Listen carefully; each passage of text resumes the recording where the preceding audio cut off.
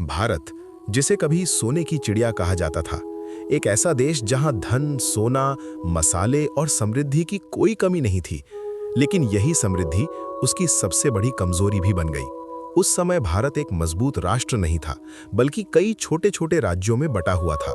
हर राजा अपनी ताकत बढ़ाने में लगा था, लेकिन कोई भी पूरे देश के बारे में नहीं सोच रहा था। यही कारण था कि बाहर से आने वाले आक्रमणकारियों के लिए भारत एक आसान निशाना बन गया। इसी दौरान मध्य एशिया से एक शासक भारत की ओर नजर डाल रहा था, ज़हीरुद्दीन मोहम्मद बाबर। बाबर काबुल का शासक था और वो अपने साम्राज्य को बढ़ाना चाहता था। उसने भारत की दौलत और यहाँ की कमजोर राजनीतिक स्थिति के बारे में सुना और फिर उसने फैसला किया भारत पर हमला करने का। साल 1526, इतिहास का एक ऐसा मोड़ जिसने भारत की दिशा ही बदल दी। ये था पहली पानीपत की लड़ाई। एक तरफ बाबर की सेना थी, छोटी लेकिन आधुनिक हथियारों से लैस, खासकर तोपों से। दूसरी तरफ था दिल्ली का सुल्तान इब्राहिम लोदी, जिसकी सेना संख्या में बड़ी थी लेकिन रणनीति और तकनीक में कमजोर। युद्ध शुरू हुआ और कुछ ही घंटों में सब कुछ बदल गया। बाबर की रणनीति और तोपों की ताकत के सामने इब्राहिम लोदी की सेना टिक नहीं पाई। इब्राहिम लोदी मारा गया और बाबर ने दिल्ली और आगरा पर कब्जा कर लिया। यहीं से शुरू हुआ मुगल साम्राज्य। बाबर ने सिर्फ सत्ता हासिल नहीं की, बल्कि युद्ध के बाद उसने धन, खजाने और संसाधनों पर भी कब्जा किया। उस समय युद्ध का मतलब सिर्फ जीत नहीं होता था, बल्कि लूटपाट भी उसका हिस्सा होती थी। यही लूट उसके साम्राज्य को और मजबूत बनाती गई। बाबर के बाद उसके वंशजों ने इस साम्राज्य को आगे बढ़ाया, लेकिन असली मोड़ तब आया जब गद्दी पर बैठे अकबर।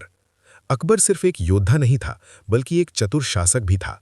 उसने समझा कि केवल तलवार से राज नहीं चलता, लोगों का दिल जीतना भी जरूरी होता है। उसने राजपूतों के साथ संबंध बनाए, धार्मिक सहिष्णुता दिखाई और एक मजबूत प्रशासनिक व्यवस्था खड़ी की।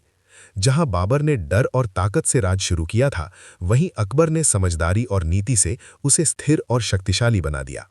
धीरे धीरे मुगल साम्राज्य पूरे भारत में फैल गया। उनकी सेना मजबूत थी, शासन व्यवस्था संगठित थी और उनके पास अपार धन था। लेकिन हर साम्राज्य की तरह इसकी भी कमजोरियां थीं। समय के साथ शासकों के बीच आपसी झगड़े बढ़ने लगे। बाद के मुगल बादशाह उतने मजबूत और सक्षम नहीं थे। प्रशासन कमजोर होने लगा और जनता में असंतोष बढ़ने लगा। यही वो समय था जब नए आक्रमणकारी और शक्तियां भारत की ओर बढ़ने लगीं और अंततः मुगल साम्राज्य धीरे धीरे कमजोर होता गया।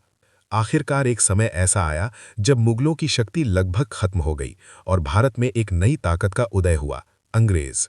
इस पूरी कहानी से हमें एक बहुत बड़ी सीख मिलती है। जब कोई देश अंदर से कमजोर होता है, जब उसमें एकता नहीं होती, तब बाहरी ताकतें आसानी से उसे जीत लेती हैं। भारत की ये कहानी सिर्फ इतिहास नहीं है, बल्कि एक चेतावनी भी है। एकता में ही शक्ति है। तो दोस्तों, यही थी कहानी कि कैसे एक छोटे से हमले ने पूरे भारत में एक विशाल साम्राज्य को जन्म दिया। अगर आपको ऐसी और सच्ची कहानियां चाहिए तो चैनल को सब्सक्राइब जरूर करें।